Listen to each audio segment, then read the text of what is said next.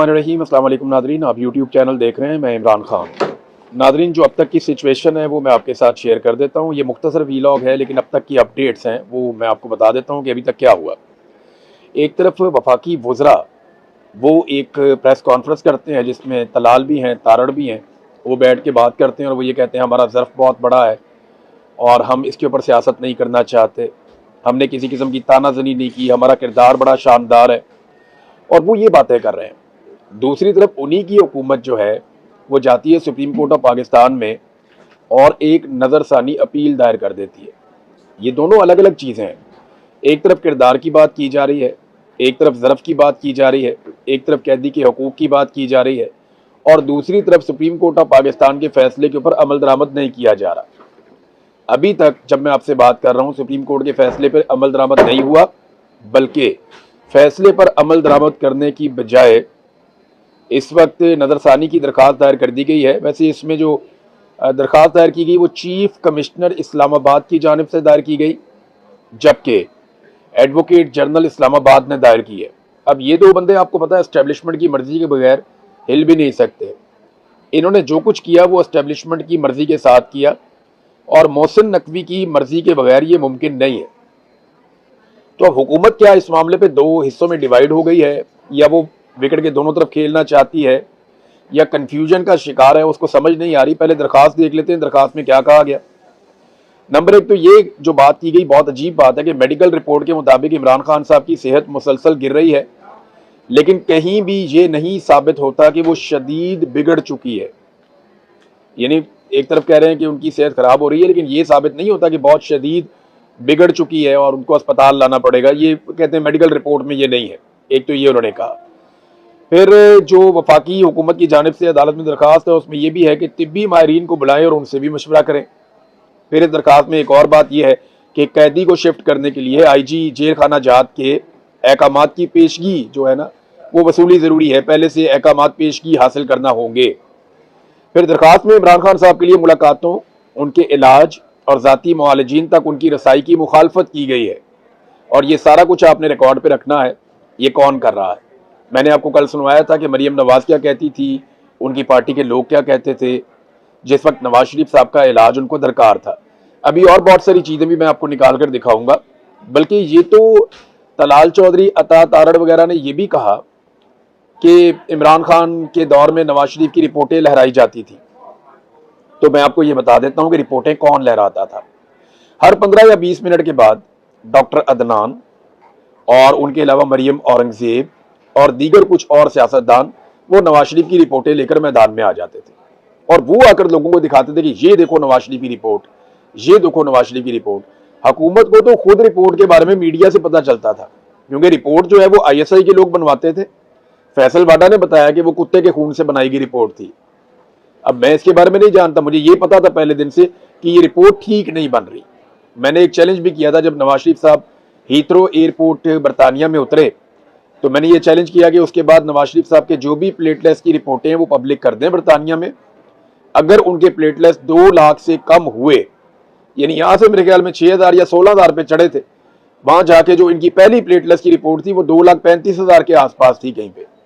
फिर एक और रिपोर्ट हुई कि 2.5 लाख तक इनके प्लेटलेट्स गए।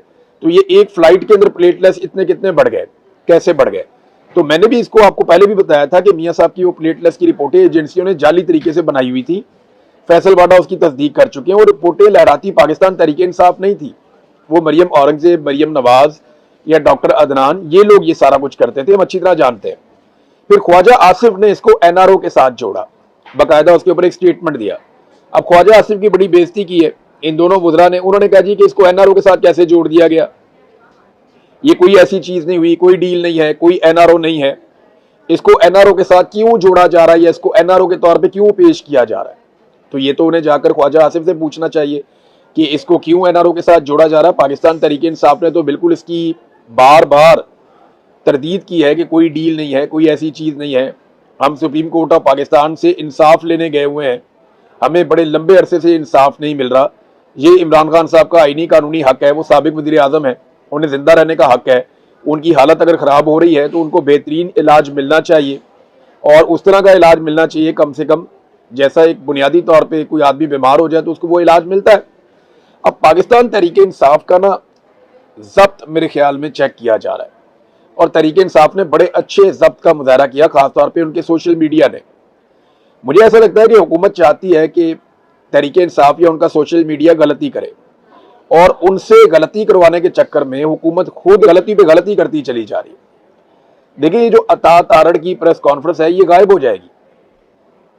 तलाल चौधरी ने जो कुछ कहा है इसे कोई याद नहीं रखेगा। लोग याद रखेंगे उन तहरीरी बयानात को जो ख्वाजा आसिफ ने दे दिए, जो एहसन इकबाल ने कह दिया और जो कुछ अदालत के अंदर पिटीशन के अंदर लिख दिया गया।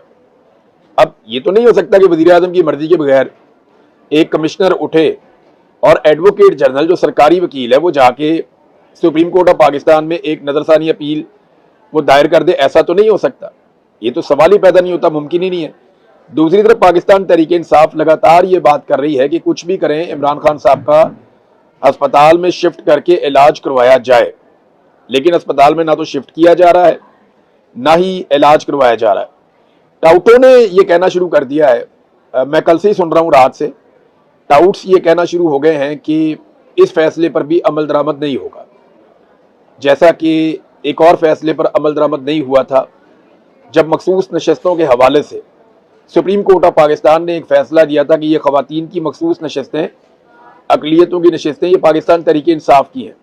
तो तब टाउटों ने रात को बताया था, फौजियों से पूछ के, और एजेंसियों ने उन्हें कहा था, फौजियों ने कहा था कि जी ये नहीं होगा। तो टाउटों ने रात को अनाउंस कर दिया कि फैसले पे अमल दरामद नहीं होगा और फिर कई महीने तक उस फैसले पे अमल दरामद नहीं हुआ। बाद में नई अदालतें बनाई गई, उन नई अदालतों के जरिए से नया फैसला लिया गया और उस फैसले के अंदर मखसूस नशस्तें बांट दी गई माले गनीमत की तरह। और आपको पता है इसमें काजी फायदीसा का, ये जो अभी मुसर्रत हलाली एक जज रिटायर हुई हैं, उनका ये बहुत घटिया किरदार है इनका। इन्होंने मखसूस नशस्तें भी छीनी, बल्ले का निशान भी छीना, इन्होंने पाकिस्तानियों से उनका हर हक छीना है। काफ़ी जालिम लोग हैं, इनको जवाब तो देना पड़ेगा। तारीख में इनका नाम हमेशा कूड़ेदान में रहेगा और लोगों को उससे हमेशा बदबू आती रहेगी। बदबूदार किस्म के किरदार थे। जो इन्होंने किया वो कोई अदलिया करती नहीं है, अदलिया को ऐसा कभी करना नहीं चाहिए। एक तरफ मुसद्दका कॉपी हासिल की गई है फैसले की पाकिस्तान तहरीके इंसाफ की जानिब से और वो हर तरफ भिजवा रहे हैं कि इस फैसले के ऊपर अमल दरामद करो, ये सुप्रीम कोर्ट ऑफ पाकिस्तान का फैसला है तो इसको आप हवा में नहीं उड़ा सकते। तो दूसरी तरफ दरखास्त दायर कर दी गई है कि जनाब ये हम अपील लेकर आ गए हैं।